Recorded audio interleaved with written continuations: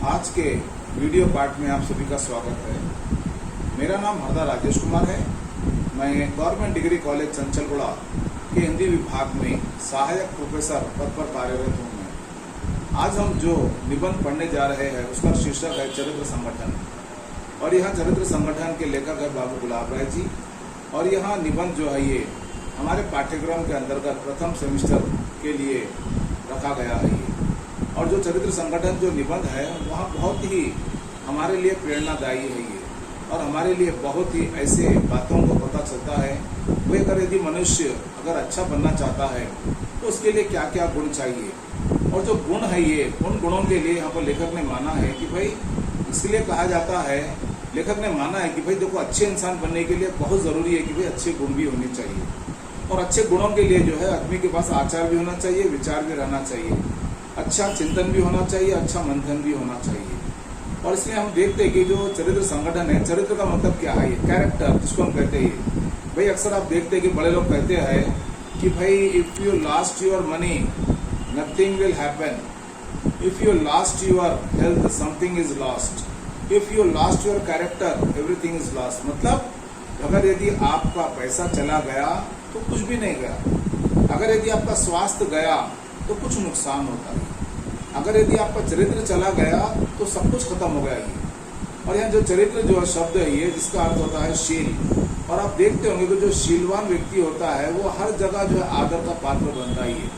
और इस लेख में या निबंध में निबंधकार ने कई ऐसे महत्वपूर्ण बिंदुओं को छूने का प्रयास किया और पहलुओं को उन्होंने पकड़ने का प्रयास किया, जिसके द्वारा पाठक जो है जिसको पढ़ करके आत्मसात करके अपने जीवन को अच्छे चरित्र की ओर ले आने के लिए अग्रसर हो सकता है। और अच्छा चरित्र जो है ये समाज के लिए बहुत ज़रूरी होता है, व्यक्तिगत जीवन के लिए, सामाजिक जीवन के लिए, सांस्कृतिक जीवन जीने के लिए ज़रूरी होता है ये, क्योंकि अच्छे चरित्र से ही व्यक्ति की अपनी एक अच्छी पहचान बनी रहती है ये।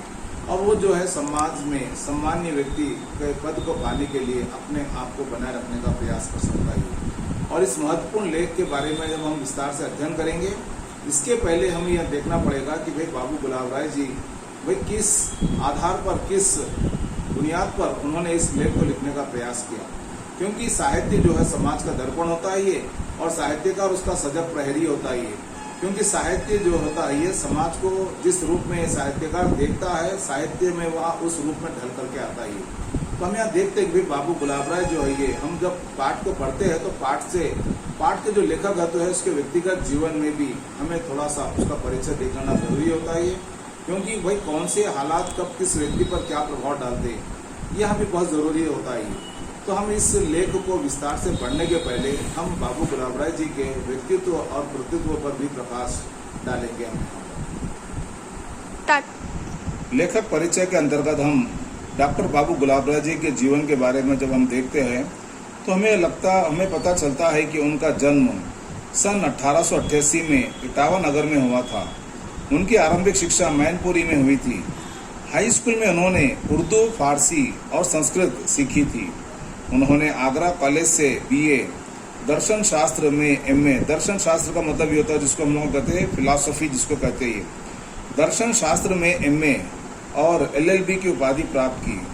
उसके पश्चात 4 वर्ष तक उन्होंने छतरपुर रियासत के महाराज को दर्शन सिखाया। उन्होंने सेंट जॉन्स कॉलेज में अध्यापन का काम किया। साहित्य संदेश नामक मासिक पत्रिका का बहुत दिनों तक उन्होंने संपादन भी किया। आगरा विश्वविद्यालय से उन्हें डी.लिट का मतलब ये होता है डॉक्टर ऑफ लिटरेचर की मानद उपाधि मिली थी। सन 1963 में उनका देहांत हो गया। बाबू गुलाब राय एक आदर्श अध्यापक, संपादक, विचारक, समीक्षक और साहित्यकार थे। उन्होंने साहित्य, धर्म, दर्शन, मनोविज्ञान, तर्कशास्त्र, नीति शास्त्र आदि विषयों पर रचनाएं की। हिंदी साहित्य का सुबोध इतिहास, हिंदी काव्य विमर्श, काव्य के रूप, साहित्य और समीक्षा उनके प्रमुख समीक्षात्मक ग्रंथ है ये। काव्य शास्त्र, तर्कशास्त्र, पाश्चात्य दर्शनों का इतिहास उनकी प्रसिद्ध रचनाएं हैं। भारत का सांस्कृतिक इतिहास उनकी उल्लेखनीय सांस्कृतिक रचना है। गुलाब राय को निबंध लेखन से जितनी प्रसिद्धि मिली है उतनी किसी और को कम। प्रबंध प्रभाकर जीवन पथ, मेरे निबंध, अध्ययन और अवसाद, फिर निराशा क्यों, मैत्री धर्म, ढलुआ क्लब, मेरी असफलताएं, मन की बात, कुछ उथले कुछ गहरे, सांस्कृतिक जीवन आदि उनके प्रसिद्ध निबंध संग्रह है। उन्होंने विशेष रूप से व्यक्तिक तथा आत्मपरक निबंधों की रचना की है। बाबू गुलाब राय की प्रतिभा सर्वतोन्मुखी थी। बाबू गुलाब राय के निबंध विचारात्मक और भावात्मक दोनों प्रकार के हैं। उनकी भाषा शुद्ध साहित्यिक खड़ी बोली है। उनकी भाषा में संस्कृत के तत्सम शब्दों के साथ उर्दू फारसी के शब्दों का भी प्रयोग हुआ है। उनकी रचना शैली व्याख्यात्मक, जिसके व्याख्या का मतलब कहते हैं भाई जैसे विस्तार से बताना करे थी कोई बात होती है तो, और आलोचना का मतलब ये होता है भाई कौन सी चीज पर कहाँ पर सही है गलत है, ये मतलब इसको अंग्रेजी में हम कहते हैं क्रिटिसिज्म, क्रिटिक कहते हैं हम लोग। दोनों ही है। उनकी शैली की विशेषताओं में विचारों की स्पष्टता, वाक्यों की सरलता, अभिव्यक्ति की प्रभाव, उत्पादकता होती है। ये इस लेख में प्रस्तुत पाठ में चरित्र संगठन पर बल दिया गया है। ये लेखक के अनुसार यह जरूरी होता है कि हर व्यक्ति को अपने चरित्र संगठन के लिए महत्वपूर्ण गुणों को अपनाना जरूरी हो जाता है। हम देख रहे थे कि यहाँ पर लेखक जो है प्रस्तुत पाठ में चरित्र संगठन पर बल दिए जा रहे हैं। लेखक के अनुसार मनुष्य अपने चरित्र के कारण समाज में विशेष स्थान रखता है। यही वहाँ मापदंड है जो व्यक्तियों को आदरणीय बनाता है। मतलब देखेंगे कि भाई जिस व्यक्ति का चरित्र समाज में जितना अधिक अच्छा होता है वहाँ व्यक्ति समाज में आदर का पात्र बन सकता है, और वह आदर का पात्र बन करके जो है सबको अपनी तरफ प्रेरणा देने की कोशिश करता है और लोगों से प्रेरणा भी पाता है। कहने का मतलब यहाँ पर यह बताया गया है कि भाई अगर यदि आपके पास धन है, पद है, विचार अगर है आपके पास तो ये बाहरी है ये, परंतु जो चरित्र होता है वहाँ व्यक्ति को जो है वो आंतरिक जो उसके गुण होते हैं, ये अगर यदि हम उसको अपनाते हैं, जीवन में उसका हम पालन करते हैं तो ये हमारे लिए बहुत ज़रूरी हो जाता है ये। और इसी बात को लेकर के लेखक बताते हैं कि भाई धन, पद, विचार आदि बाहरी वस्तुएं हैं और अस्थायी, मतलब भाई अगर आपके पास पैसा है, आपके पास बहुत बड़ा पोस्ट है, आपके अच्छे विचार है, यदि आपका चरित्र अच्छा नहीं है तो फिर वो सब बेकार हो जाता है। और इसी बात को लेखक ने माना है कि भाई ये चाहे वो धन हो, पद हो, ये सब अस्थायी, मतलब वो परमानेंट नहीं है, टिकने वाले नहीं है। परंतु लेखक मानते हैं कि भाई चरित्र एक ऐसी वस्तु है, देखेंगे कि भाई चरित्र मतलब कैरेक्टर एक ऐसी वस्तु है जो स्थायी है। अगर यदि आपका चरित्र अच्छा है, आप 100 बुरे लोगों के बीच में जाओ तो अगर अब बुरी संगत का प्रभाव नहीं पड़ता है। इसलिए लेखक कहना चाहते हैं कि भाई हर व्यक्ति का चरित्र जो है एकदम जल के समान, गंगा के जल के समान पवित्र होना चाहिए, साफ होना चाहिए, एकदम विचारों में शुद्धता होनी चाहिए, आचार में शुद्धता होनी चाहिए, बर्ताव में शुद्धता होनी चाहिए, वाणी में एकदम मनसा वाचा कर्मा सब कुछ सही होना चाहिए। और इस तरह से लेखक कहते हैं कि भाई अगर ऐसा सुगुण व्यक्ति, अगर यदि सब गुण, अगर जो अच्छे गुण है ये अगर जिस व्यक्ति में होते हैं तो वहाँ सदा आदर का पात्र बना रहता है। देखिए बार बार बात आ रही भाई ऐसे कौन से गुण हैं जो व्यक्ति को समाज में आदर का पात्र बना सकते हैं ये। और यहाँ पर लेखक बताना चाहते हैं पृष्ठभूमि के रूप में आदर्श चरित्र के निर्माण में, देखेंगे बताते कि यदि अपना चरित्र हमको आदर्श बनाना है, आइडियल कैरेक्टर अगर यदि रखना है हमको, उसके लिए जो है हमको हमारे पास सबसे महत्वपूर्ण है ये विनय होनी चाहिए। विनय का मतलब क्या? काइंडनेस, दया। उदारता मतलब क्या? ये काइंड हार्टेड। फिर उसके बाद डेयरनेस भी होना चाहिए, धैर्य होना चाहिए, सहकारिता, सत्य वचन का पालन तथा कर्तव्य परायणता आदि गुणों का विकास अत्यंत आवश्यक है। इसी का उद्घाटन निबंध में लेखक ने करने का सफल प्रयास किया है। आगे लेखक कहना चाहते हैं कि भाई विद्या का मान, देखेंगे अगर यदि कोई विद्वान व्यक्ति है, पढ़ा लिखा है तो सब लोग उसकी इज्जत करते हैं ये, परंतु लेखक का मानना ये है कि भाई विद्या का मान सज्जन अवश्य करते हैं। भाई जो अगर पढ़ा लिखा है तो सज्जन व्यक्ति उसका आदर करते हैं, उसको मान सम्मान देते हैं। वहाँ भी जब विद्या नियम और चरित्र से युक्त हो, देखेंगे कि भाई आप चाहे कितने भी पढ़े लिखे क्यों ना हो, परंतु अगर यदि आपके पास विद्या के साथ में जीवन जीने के नियम या अगर यदि चरित्र अगर ठीक ना हो तो पढ़ा लिखा है परंतु चरित्र भी नहीं है और नियम भी अगर नहीं है तो वहाँ विद्या, चाहे वो विद्या हो, चाहे धन हो, चाहे पद होते हुए भी वहाँ कुछ काम का नहीं रह जाता ये। इसलिए लेखक यहाँ पर कहना चाहते हैं कि भाई अगर यदि विद्या है, आपके पास धन है या फिर अगर पद है तो विद्या के साथ में जो है चरित्र का होना जरूरी है, धन के साथ में अच्छा चरित्र होना जरूरी है, पद के साथ में अच्छा चरित्र होना भी जरूरी है। ये अगर नहीं होता है तो भाई अगर यदि आपके पास तीनों भी है होते हुए भी आपका जो मान सम्मान जो है वो कम हो जाता है। ये इसलिए लेखक यहाँ पर उदाहरण स्वरूप बताना चाहते हैं भाई रावण के पास क्या नहीं था, रावण के पास सब कुछ था। ये भाई धन था, संपत्ति थी, पद था, सब कुछ ऐशो आराम था, परंतु रावण जो है अपने कर्मों के कारण, कर्म कारण के कारण जो है ये वहाँ लोगों की नज़र में जो है गिर गया था। ये क्यों कि भाई जो मनुष्य होता है वो अक्सर जो अपने गुणों के कारण जो है समाज में लोगों के दिल पर अपने लिए जगह बना लेता है। परंतु जो व्यक्ति चाहे कितना भी धन हो, पैसा हो, वहाँ व्यक्ति अगर यदि गलत काम करता है, ये गलत हरकतें करता है ये, तो वहाँ लोगों की नज़र में गिर जाता है, लोगों के मान सम्मान के पाने से दूर हो जाता है। और एक तरह से मानो वहाँ व्यक्ति जो है ये वह वंदनीय कम हो जाता है, ये निंदनीय ज़्यादा हो जाता है, निंदा का पात्र बन जाता है। और इसलिए आगे लेखक कहते हैं भाई मनुष्य का मूल उसके चरित्र में देखेंगे कि भाई मनुष्य का जो मूल है, जो जिंदगी का सबसे इम्पोर्टेंट है ये उसके चरित्र में। और चरित्र का मतलब यहाँ पर यह होता है कि भाई आदमी जो है अपने स्वभाव से, अपने चाल चलन से, बातचीत से, रहन सहन से, वेशभूषा से, पोशाक से, भाई अगर व्यक्ति के पास अगर पैसा जेब में नहीं है, अगर यदि उसका चरित्र अच्छा है तो वो व्यक्ति जो अपने चरित्र के माध्यम से वो बहुत कुछ अच्छा पा सकता है।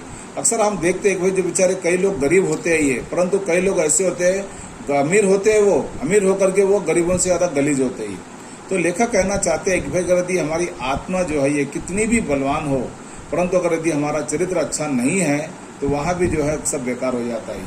और इसलिए लेखक कहना चाहते हैं कि भाई यहाँ बताना चाहते हैं कि भाई उसकी आत्मा कितनी बलवान है, मनुष्य का चरित्र बतलाता है कि वहाँ कितने पानी में है। अक्सर आप देखते होंगे भाई कुछ लोग जो होते हैं ये तोता चना बाजे घना, भाई अंदर एक होते हैं, बाहर एक दिखते एक और दिखाते एक ही। और जो व्यक्ति का चरित्र अगर यदि खराब होता है तो वहाँ कितने पानी में है, मतलब उसकी कितनी अपनी पहुँच होती है, वो क्या कर सकता है इसका पता लोगों को चली जाता है। इसलिए लेखक कहते हैं कि भाई चरित्र संगठन या चरित्र निर्माण के लिए अक्सर आप देखेंगे भाई कैरेक्टर बिल्डिंग जिसको कहते हैं हम लोग, जिसका अक्सर आप हम बात करते हैं पर्सनालिटी डेवलपमेंट। भाई पर्सनालिटी डेवलपमेंट में ये बताया जाता है कि भाई अगर आदमी अगर भाई चरित्र का निर्माण करता है तो निर्माण के लिए जो है किन किन बातों की आवश्यकता पड़ती है, ये किन किन गुणों को हमको अपनाना पड़ता है ये, और जो गुण होते हैं वो किस तरह से हमारे जीवन में अहम और महत्वपूर्ण भूमिका निभाते हैं। इसलिए लेखक यहाँ बताना चाहते हैं कि भाई अगर हम चरित्र निर्माण करना चाहते हैं या चरित्र का संगठन करना चाहते हैं, उसके लिए जो महत्वपूर्ण गुण है जिनमें है विनय है। ये विनय का मतलब यह होता है कि भाई दया दर्शाना, उदारता का मतलब क्या, भाई किसी को मदद कर दिए, किसी पर रहम आ गया, पर ऐसा मदद करना कि भाई जिसमें फिर कोई निसंकोच भाव से करना, पर उसमें दिखावा नहीं होना चाहिए। भाई 4 आने दे करके 12 नहीं दिया, 12 आने दे करके 10 रुपये दिया, वैसा नहीं। भाई ये हाथ को दिए तो वो हाथ को पता नहीं चलना, मतलब ऐसी उदार भावना रखनी चाहिए। उसके बाद यहाँ लेखक बताते हैं कि भाई अगर लालच में ना पड़ना, देखेंगे कि लालच बहुत बुरी बला होती है ये, और जो लालच होती है आदमी को उसके ईमान से भटका देती है ये। और जब इंसान भटक जाता है तो वो कुछ ऐसे गलत काम करता है जिससे कि फिर उसका भविष्य अंधकार में पड़ जाता है। और लेखक यहाँ बताना चाहते हैं कि अगर चरित्र निर्माण के लिए जो है व्यक्ति में धैर्य भी होना चाहिए, जिसको हम वहाँ कहते हैं गुड डेयरनेस। और हम कुछ काम करते हैं तो डर के अगर यदि हम काम करते हैं तो अगर गलत काम करते हैं तो गलत काम का परिणाम होने का भी डर होता है। तो इसलिए चरित्र निर्माण में जो है ये यहाँ पर धैर्य भी का है। और सत्य भाषण, और सत्य भाषण का मतलब क्या है ये, भाई अगर यदि आप बात करते हैं तो भाई बातचीत में जो है अगर यदि हम एक झूठ को बोलने के लिए 100 झूठ को छुपाना पड़ता है, सहारा लेना पड़ता है। और जब हम 100 झूठ का सहारा लेते हैं तो भाई कहीं ना कहीं हमारी जबान अटपटा जाती है और हम फंस जाते हैं एकदम ये। इसलिए लेखक मानते हैं कि भाई चरित्र संगठन के लिए सत्य भाषण जरूरी है।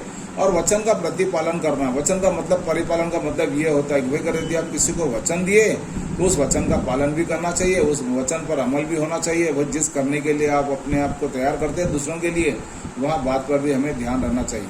और एक आगे वाली बात जो बताते हैं यहाँ पर चरित्र संगठन के अंदर, कर्तव्य परायणता। कर्तव्य परायणता का मतलब ये होता है कि भाई कर हमारा कर्तव्य क्या है, व्हाट इज अवर ड्यूटी, हमारा काम क्या है। ये हम अपने काम से लगे रहे, परंतु अपने काम से इतना ना लगे रहे कि भाई आसपास क्या और उसका पता भी हमें ना चले। मतलब अगर यदि ज़रूरत पड़ती है तो हमको अपने आसपास के माहौल से भी अपने आप को जोड़े रखना पड़ता है, ज़मीनी सच्चाई से जोड़े रखना पड़ता है। और इसलिए लेखक कहते हैं कि भाई ये जो गुण है ये, चाहे वो गुणों में जैसे हम बात कर रहे थे, चाहे वो विनय हो, उदारता हो, लालच में ना पड़ना हो, धैर्य हो, सत्य भाषण हो, वचन का प्रतिपालन करना, कर्तव्य परायणता, ये गुण तो है ये जरूरी है, स्थायी है। परंतु इसके अतिरिक्त और भी ऐसे कई गुण होते हैं जो चरित्र निर्माण में बहुत ज़रूरी होते हैं। और इसलिए लेखक बताते हैं कि भाई यहाँ पर बाल्य काल का मतलब जैसे बच्चा जो होता है जैसा बीज डालेंगे वैसा फल बनता ही है। और यहाँ चरित्र संगठन या चरित्र निर्माण के लिए जो है ये बाल्यकाल में ही चरित्र का निर्माण होता है। मतलब बाल्यकाल जो है चरित्र निर्माण का काल होता ही है। और आप देखते होंगे कि जैसा बीज बोते वैसा फल होता ही है। मतलब जैसा बच्चों को शिक्षा देंगे बच्चे वैसे आगे बढ़ते ही है। और बनते समय मनुष्य जैसा बन जाए तो वैसा ही होता है। अक्सर आप देखते हम भाई कई लोग ऐसे होते हैं जो बचपन में गलत शौकों में, गलत आदतों में, गलत संगत में, गलत रंगत में, गलत पंगत में जाते हैं ये। और वो बचपन से ही उनके मन पर उस गलत भावनाओं का, गलत कामों का असर इतना बुरा पड़ जाता है कि जिससे कि उनका भविष्य अंधकार में दिखाई देने लगता है।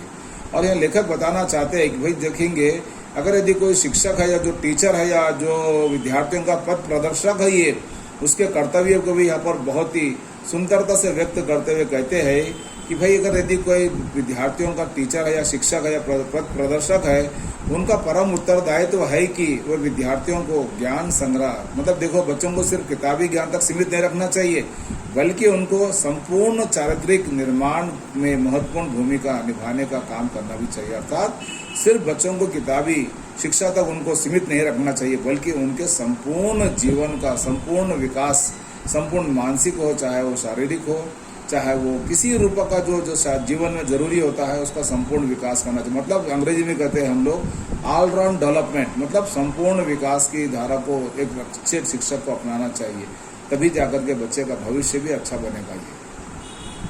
ये जहाँ पर हम जैसे चरित्र, आदर्श चरित्र के निर्माण में जिन 7 गुणों का वर्णन हम देख रहे थे या उसकी आवश्यकता पर हम बात कर रहे थे, तो जहाँ सबसे पहला जो गुण होता है ये जैसे जिसमें नाम है विनय।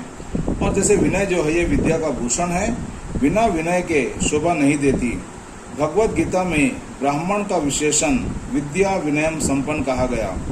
जिस विद्या के साथ विनय नहीं है उसमें कोई लाभ नहीं हो सकता। विनय केवल विद्या को ही नहीं वरन धन और बल दोनों को भी शोभा देती है। और एक बार की घटना बताते हैं लेखक कि भाई भृंग जी ने भगवान विष्णु के वक्ष स्थल पर लात मारी तो भगवान पूछने लगे कि हे महाराज, आपके पैर में तो चोट नहीं आई। विनय का यही उत्तम आदर्श है।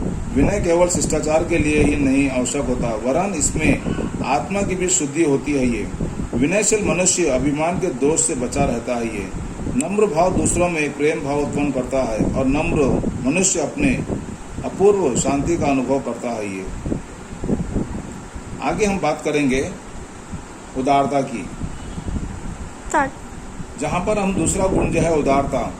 उदारता का अभिप्राय केवल निसंकोच भाव से किसी को धन दे डालना ही नहीं, वरन दूसरों के प्रति उदार भाव रखना भी जरूरी होता है। ये उदार पुरुष सदा दूसरों के विचारों का आदर करता है और समाज में सेवक भाव से रहता है। ये इसीलिए कहा गया है कि इसमें प्रेम और सेवा की भी उदारता सम्मिलित होनी जरूरी है। बहुत से लोग आपकी धन संबंधी उदारता की अपेक्षा नहीं करते। बहुत से निर्धन भी इस बात को अपने गौरव के विरुद्ध मानते हैं कि वे आपकी आर्थिक सहायता लें, किंतु आपके उदारता पूर्ण शब्दों के सदा भूखे रहते ही। अर्थात व्यक्ति के जीवन में जो है उदारता का भाव भी रहना बहुत जरूरी हो जाता है। जब हम लालच के बारे में बात करते हैं तो लालच जो है कई तरह का हो सकता है ये, और जो लालच जो होता है ये भाई अपने कर्तव्य से हमें दूर हट जाने के लिए प्रेरित करता है। परंतु मनुष्य की श्रेष्ठता इसी में है कि न्याय से ना हटे। लेखक बताना चाहते कि भाई चाहे हमको कोई कितना भी प्रलोभन दे या लालच दे, परंतु हमें अपने ईमान को नहीं छोड़ना चाहिए। लोग लालच से बच सकते हैं, ये मतलब बताना चाहते हैं लेखक कि भाई लोग लालच से बच सकते हैं। ये लालच में फंसना जितना आसान है, लालच से बचना भी उतना मुश्किल है। ये परंतु लेखक कहना चाहते हैं कि अगर यदि हम लालच से बचना चाहते हैं तो हमें अपनी इच्छाओं को रोक सकते हैं, मतलब अपनी इच्छाओं को रोकना चाहिए भाई, अपने मन को भटकने नहीं देना चाहिए। और इसलिए लेखक कहते हैं कि भाई जो व्यक्ति अपनी इच्छाओं को रोक लेते हैं, अपने वश में कर लेते हैं, वे व्यक्ति शक्ति संपन्न और प्रभावशाली बनने में समर्थ हो जाते हैं। अर्थात भाई दूसरों के देख रेख में जो है हम अपने ईमान को नहीं खोना चाहिए। इसलिए लेखक कहते हैं कि भाई लालच में ना पड़ना चाहिए, और ये बहुत ज़रूरी है ये, क्योंकि अक्सर कहा जाता है कि भाई लालच बहुत बुरी बला होती है ये। और आगे लेखक धैर्य के बारे में बताते हैं कि भाई अगर यदि कितनी भी हमको परेशानियां आ जाए, हमारा जीवन में कितने प्रकार के उथल पुथल आ जाए, परंतु हमें साहस, धैर्य, संयम, आत्मविश्वास को नहीं छोड़ना चाहिए। इसलिए अक्सर कहते हैं लोग भाई जो डर गया वो मर गया, ये मतलब नहीं, वो बात नहीं होती है ये। इसलिए हमें देखना चाहिए कि भाई मुसीबतें आती है और मुसीबतें आदमी की परीक्षा लेती है ये। और जो व्यक्ति इन परीक्षाओं में जो है अगर यदि अपने चित्त को स्थिर रखता है ये, तो वो उसको पार करके निकलने में सफल हो जाता है। इसलिए लेखक कहते हैं भाई कठिनाइयों में चित्त को स्थिर रखना जरूरी होता है ये, और जो स्थिर रखता है उसी को हम धैर्य का नाम दे सकते हैं। मनुष्य का जीवन कठिनाइयों से भरा हुआ। अक्सर आप देखते होंगे भाई ऐसा कोई व्यक्ति होगा जिसको कठिनाइयाँ नहीं होती है, मुसीबत नहीं होती है, परेशानियाँ नहीं होती है, पीड़ा नहीं होती है, चिंताएं नहीं होती है। ये भाई हर कदम कदम पर कई लोगों को जो है कई कठिनाइयों का सामना करना पड़ता है ये। और कुछ लोग ऐसे होते हैं कठिनाइयों को सामना करके जो है अपने सफलता के रास्ते को तय कर लेते हैं, परंतु कुछ ही ऐसे होते होंगे जिनको अपने पर भरोसा नहीं होता ये। इसलिए लेखक कहते हैं भाई अपने आप पे भरोसा रखना जरूरी है, क्योंकि भाई मुसीबतें तो आती है, आदमी की परीक्षा लेती है, उसको कसौटी पर कसने का मौका देती है ये मतलब।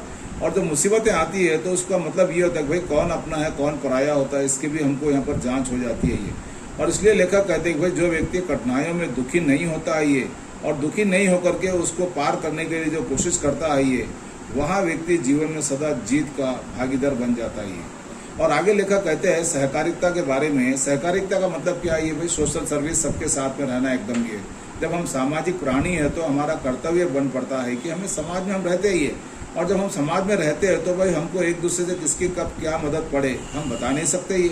इसलिए लेखक कहते हैं कि भाई मनुष्य सामाजिक जीव है ये, उसका अकेला काम चलना अत्यंत कठिन है। देखेंगे कि भाई हम अकेले रह करके जो काम करना चाहते हैं वो नहीं बन पाता कभी कभार, परंतु कभी ये होता है कि भाई हम जब समाज में रहते हैं तो भाई कब किसकी ज़रूरत हमको लेना पड़े और कब किसको हमारी ज़रूरत पड़ जाए हम कह नहीं सकते।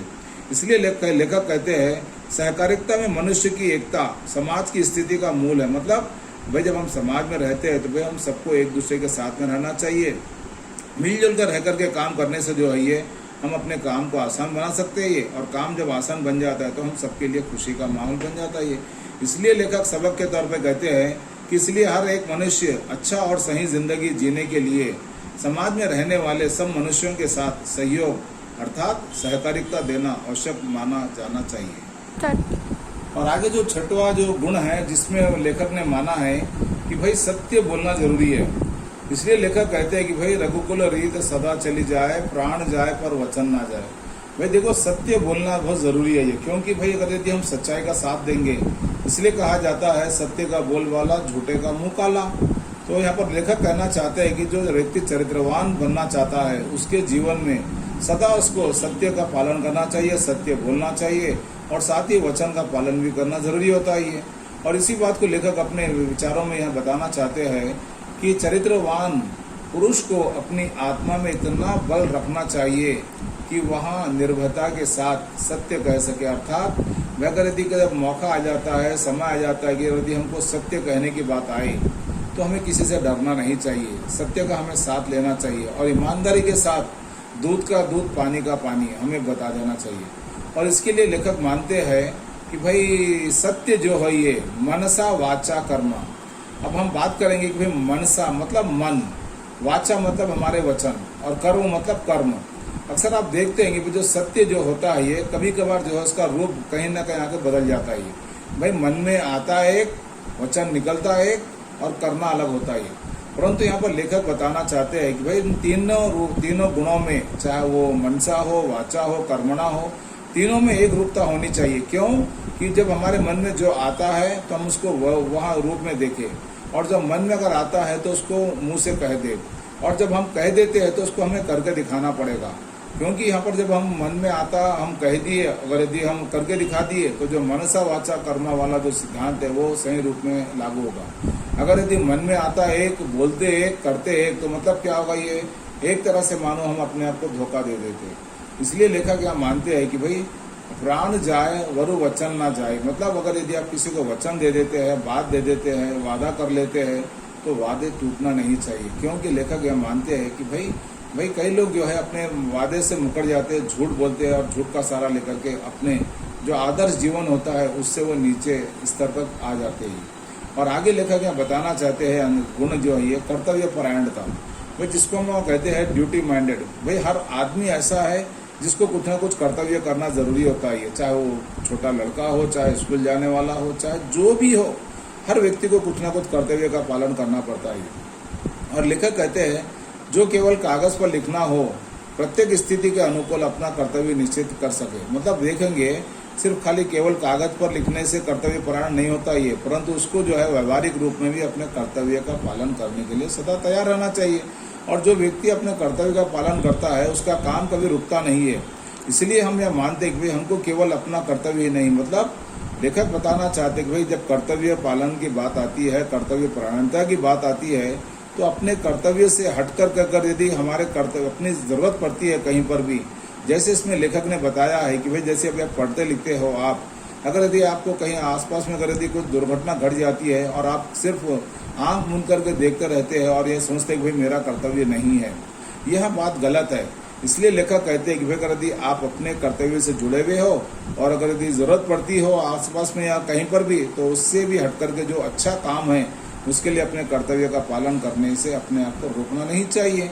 और चाहे लोग उसकी निंदा करें, स्तुति, मतलब देखोगे लेख कहते हैं लेखक भाई लोग हमारे कर्तव्य को लेकर के, भाई जमाना क्या है मालूम है, भाई कई लोग बोलने वाले होते हैं, कोई करने वाले होते हैं, कोई प्रशंसा करने वाले।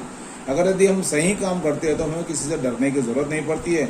इसलिए लेखक ने माना है कि भाई कर्तव्य के पालन से हमारा आत्मगौरव रह सकता है। मतलब भाई अगर यदि हम अपने कर्तव्य का पालन ईमानदारी से कर लेते हैं तो भाई अपने आप को आत्मिक शांति का हम अनुभव कर सकते हैं और अपने जीवन में सुख शांति को हम प्राप्त करने के लिए तैयार हो जा सकते हैं। और इस तरह के जो 7 गुण जो है, ये 7 गुणों के माध्यम से लेखक ने बताया है भाई चरित्र संगठन या चरित्र निर्माण के लिए बहुत जरूरी है, वो भी आदर्श चरित्र के लिए जरूरी है ये। और इस तरह की जो बातें होती है भाई चरित्र के लिए इसलिए कहा गया, भाई बार बार हम बात करते हैं भाई अगर यदि धन गया तो कुछ नहीं गया, स्वास्थ्य गया तो कुछ गया, अगर यदि चरित्र गया तो सब कुछ चला गया ये। क्योंकि हम जब सब कुछ खरीद सकते हैं परंतु चरित्र बाजार में मिलता नहीं है। चरित्र को भाई पाना है तो उसके लिए अपने आप को जीवन में उसके जो नियम होते हैं, जो गुण होते हैं, ये उसमें अपने आप को ढालना पड़ेगा, उसका पालन करना पड़ेगा। और जो चरित्र जो होता है ये हमारे लिए बहुत महत्वपूर्ण है ये।